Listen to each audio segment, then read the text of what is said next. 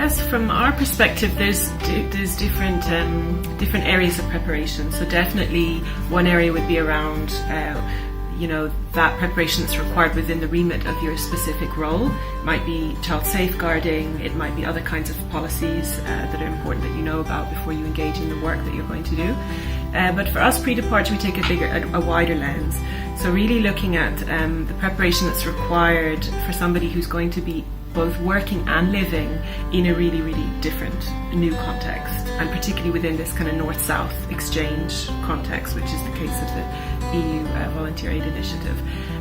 So the preparation then it goes a bit deeper, and it's about, I suppose, recognising that the volunteer will be living and working in a new place, and that presents possibilities for real challenges and difficulties, but also real opportunities for mutual cross-cultural learning, and also possibilities that the volunteer might deepen their understanding of global development challenges. So how to optimise that window that comes with this volunteer living and working in such a new and different context.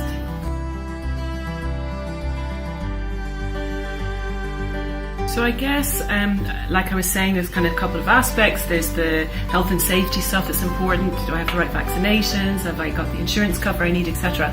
But again, the lens that we place it goes a little bit deeper. So I could say that there's two parts to it. One part would be looking at the volunteer looking at their self. So, and this is recognition that volunteers will have different motivations for signing up for these kinds of projects. And that sending in organisations, it's important to be mindful about the different motivations, but also for the volunteer to actually put a little bit of time into reflecting what's motivating me here. And it can be a really valuable exercise, just giving yourself that time or being allowed that time to reflect on what the motivations are. And linked to that is the expectations. So if these are my motivations, what are the expectations I have as I step into this role and as I step into this opportunity? And the other part of it is self-care, linked to that reflection on self. So you're going to be taking up a new job, you're going to be working in a new environment, or the sending organisations are facilitating people to take up these new jobs in new environments. So just bringing awareness to, when I do feel stressed or when I do feel challenged, what do I do to look after myself, and kind of bring a little bit of awareness to that. Just again, so that I have that little toolbox with me. We all have it, but just bring some awareness to it, so that you have it ready to draw on in this new position and in this new place. The other part, though, is, I guess, is exploring my existing frames of reference as a volunteer. Again, looking about how the sending organisation can play a role in that. And what do I mean by frames of reference? It's about, again, taking some time to think about those things that we sometimes don't think about or just take for granted that are given. And that is, what is for example, our perspective on development, our existing perspective on what development is, what development should look like. There's many different perspectives on what development is and what it should look like. So as a volunteer, what understanding am I bringing to that? And is it, once I have invested some time in thinking about that, I'm better able to recognise when others are bringing different perspectives or different understandings. A second part of this frames of reference aspect is difference, or thinking about difference. So even within my existing context as a volunteer, before I go away anywhere, how do I experience difference? How do I engage with difference? Again, bringing awareness to that, because once you have an awareness of that, you're preparing yourself to meet difference in another context, and that's really, really important, particularly in this North-South exchange scenarios. Thirdly, as part of that frames of reference, you're looking at images and messages. It's a really, really vital component of the education content that we work with. So do I have images, messages in my mind about this place that I might be travelling to, that I might be working in?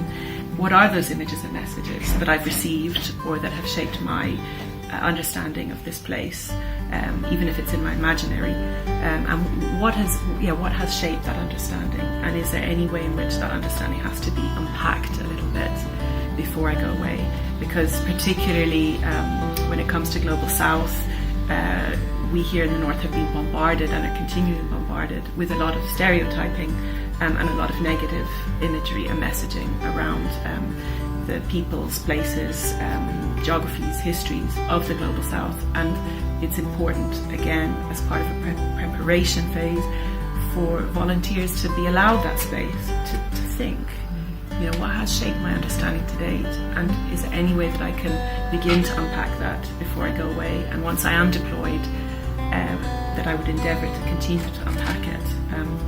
And that's where you're really understanding a pre-departure training as not a tick box, but as the beginning of a learning journey that's going to take you from wherever you are now to another place, to another context, and where there's infinite opportunities for learning and for exchange and for new kinds of relationships.